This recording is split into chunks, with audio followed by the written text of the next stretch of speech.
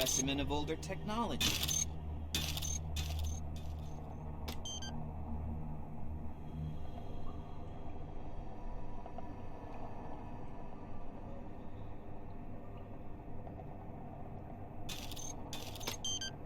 Warning. Lighting disabled in excavation zone. Remaining in the area is hazardous. Please reboot 3 power circuits and restore power supply. A servo shell? Do you even have a permit to wear it here?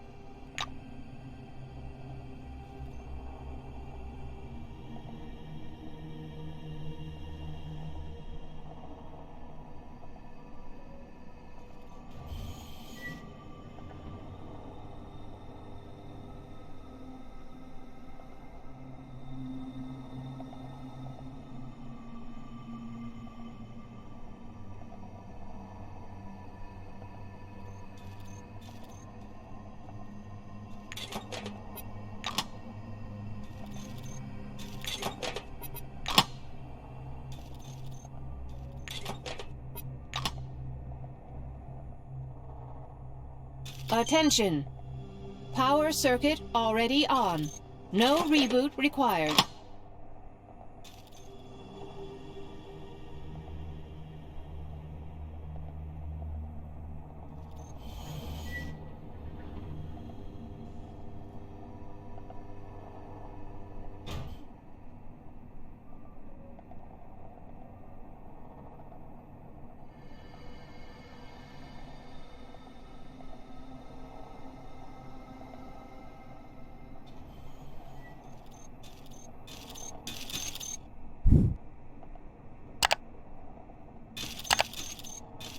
Forgot something.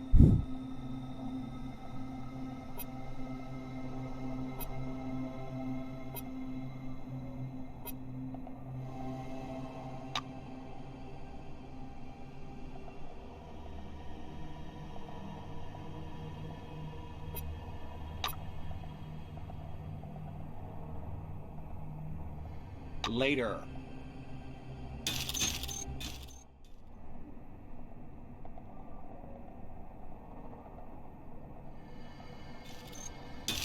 Hello again.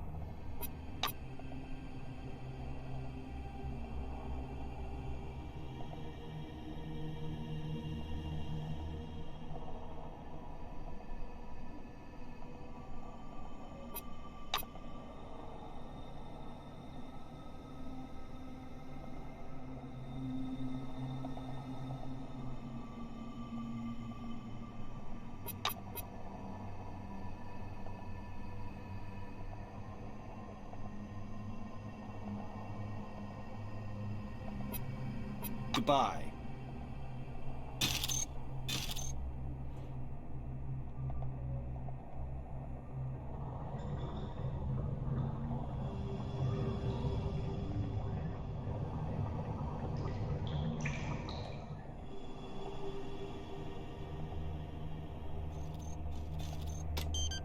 Enabling lighting in the excavation zone. Warning. Damage to power system detected. Start the emergency generator.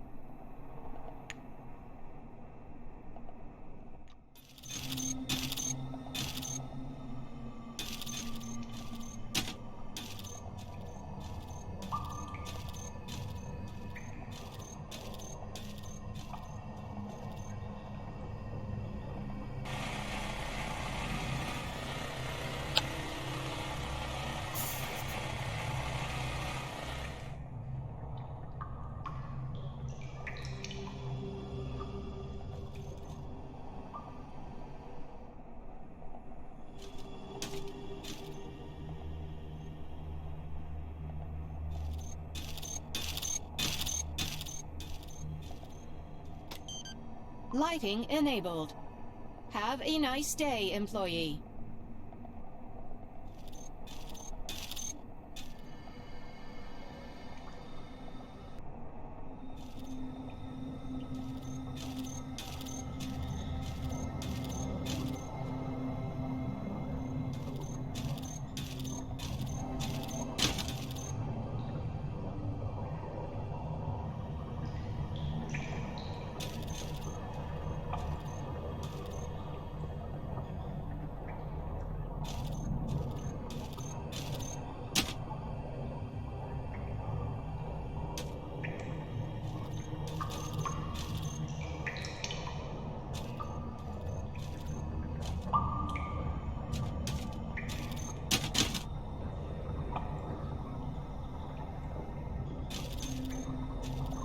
This amber-orange ball, hovering above the scientific equipment connected to it, seems to be the reason for what happened in Nashville.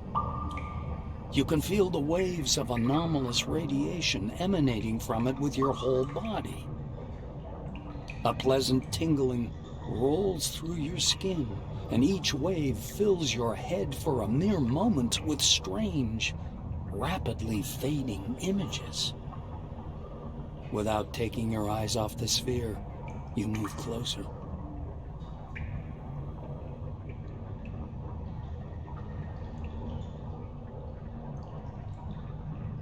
You bend toward the equipment. It's possible the slight electric current being emitted somehow stimulates the artifact's activity, so you decrease the voltage. The cooling system is working 1/2 throttle, so you bring it up to 85%. These measures should reduce the anomalous radiation intensity. At least, that's what you're hoping for. You suddenly begin to feel numb. The prickling in your hands and the anomalous radiation pressing against your head grow weaker, but a frightening sensation rises in their stead. An unknown force detaches you from your body and takes you up into the cool, ringing silence. The maelstrom hanging above Nashville embraces you. All of your consciousness unfolds like a giant canvas, hurling you into a dark auditorium. You see the maelstrom swirling over Nashville. Pulling you from the crumbling walls of the base, it lifts your mind above the world. It covers the lands of the dome like a gigantic spot, in the swirling shadow of which the lights of human consciousness flicker. Some of them fade away, barely in contact with the maelstrom. Others grow dimmer and blink painfully. Some glow with a strange, cold light. Gaining strength, the maelstrom, rushing westward, comes crashing down onto the southern lands of the dome, leaving behind hundreds of fluttering and slowly fading lights. After sweeping out Concord and Spire Station, the maelstrom finally calms down. It hangs in the very center of the dome, like a majestic, lazily swirling vortex, and your mind rushes about within it like a shining spark.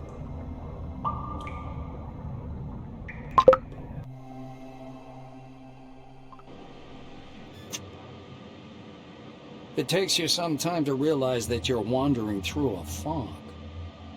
Eventually, the dull, white nothingness begins to dissipate, slowly returning you to reality. A noise fills your ears, a rumble resembling the sound of waves rolling ashore. You step carefully through the white haze. Fragile bits of rock crackle under your feet. Vague shadows appear from the mist over your head. Breached concrete plate bristling with exposed armature. The dusty drill of an earth mover lying on its side. Yellowed documents, boxes. Crushed steel closets that tumbled down through gaps in the floor. The space beneath your feet resembles thick but perfectly transparent ice. A vortex of clouds spins slowly below, the lights still flickering. They're the same lights you saw when you first touched the sphere. The lights are actively moving, wandering, gathering. Iridescent, they form both small and large groups, and the desert far below changes, following their pattern. Settlements appear in the north, in the east, in the west, and even in the dull yellow barrens of the south. They grow right before your eyes, as if time were moving ahead at incredible speed.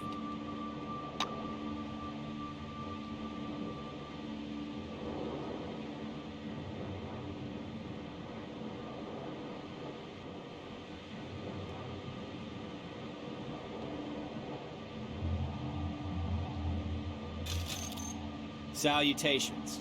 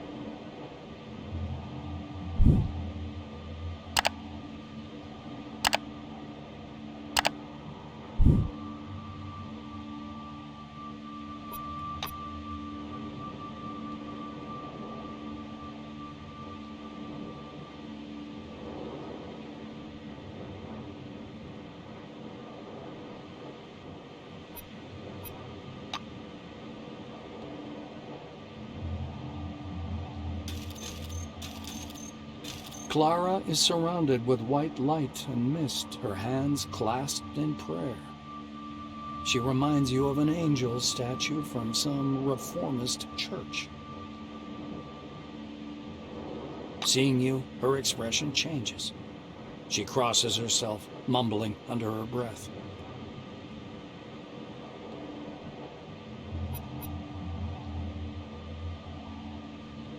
She nods timidly. Yes, I see. This, both you and this mist, it's all in my head. She steps towards you and kneels. I must repent. Clara's voice trembles. When Maelstrom broke, I didn't try to save anyone. I just got in the truck and drove away. I'm a terrible sinner. I know. I hope you're in heaven. She raises a face distorted with suffering.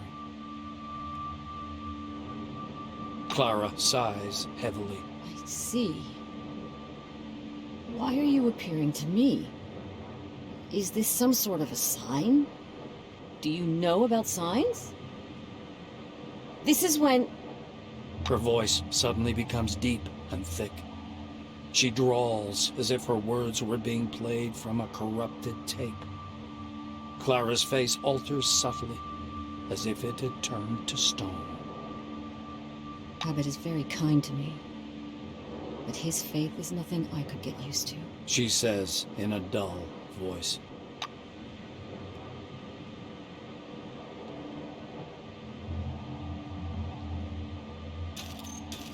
Salutations.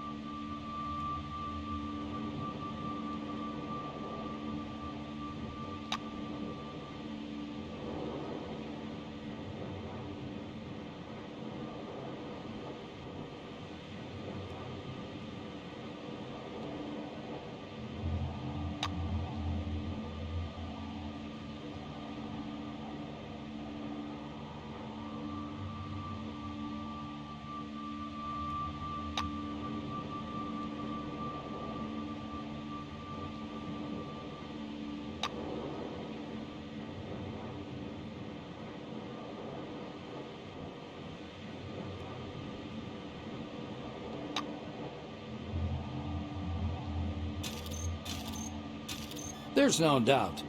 The funny, scruffy old man standing before you is Aaron Melville, the old man from the gas station. He also recognizes you.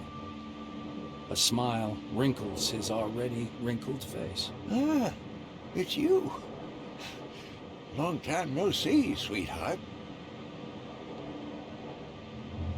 Melville examines you closely. Safe and sound, I see. How'd you pull that off? No one survived where you were heading. The only worst place is the center of the dome, where the spire... well, you know. The old man points vaguely upwards with his crooked finger. You're aware, aren't you? The spire is falling. Now the road's closed. As if folks would want to come here anyway. And here we stay, like crabs in a barrel. He thumps his timber leg on the ground, driving the mist away. Don't think that I'm complaining. My business is on a roll. They come and they go. Melville's face seems to petrify. He speaks slowly, but flounders anyway. The gas station can be crowded nowadays. Everybody needs my gas station. Oh, folks went crazy, I tell you. Fighting over nothing. The old man woefully shakes his head.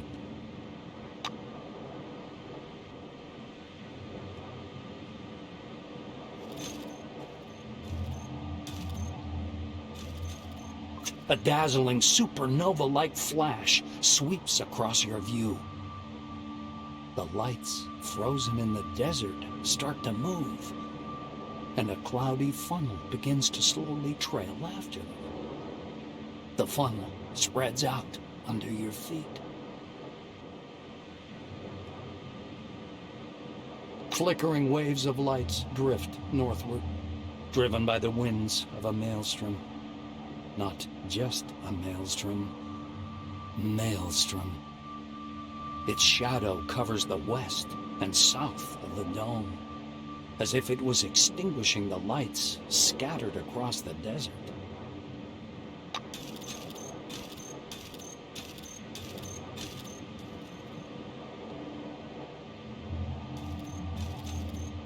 A gray-haired man, arms stiff at his sides, stands squinting short-sightedly into the mist. Kingsley's much shorter in person, and older. He notices you. I never thought we'd meet again. I must thank you. Thanks to your report, I was able to start the evacuation in time. Martin comes closer. You notice small changes in his uniform. Some of the insignia have been replaced by larger patches resembling military chevrons. Kingsley nods as if anticipating. He surveys the thick mist around you. One thing's certain. You're standing here. That means you're alive. Yes, I know what this is, partly. He looks you in the eye and says, Scientists on the emulator project have been telling us a lot about it. Not everything, of course. Even they don't know what it is. Van Olden looks the same as he did during your first meeting. The same shiny glasses with thin rims, an arrogant expression, and a stopwatch clutched in his hands. He's examining a shred of mist hanging in the air. He's so involved in his research that he doesn't notice you at first. Meeting your eyes, the scientist instantly darts back. Then he comes up to you and begins to palpate your face, hands, and clothes. His fingers seem to sink in your face. Sebastian Van Olden screws up his lips scornfully. Yes, of course. A thought form, like the pink mist, I suppose, or any other similar anomaly. As was to be expected.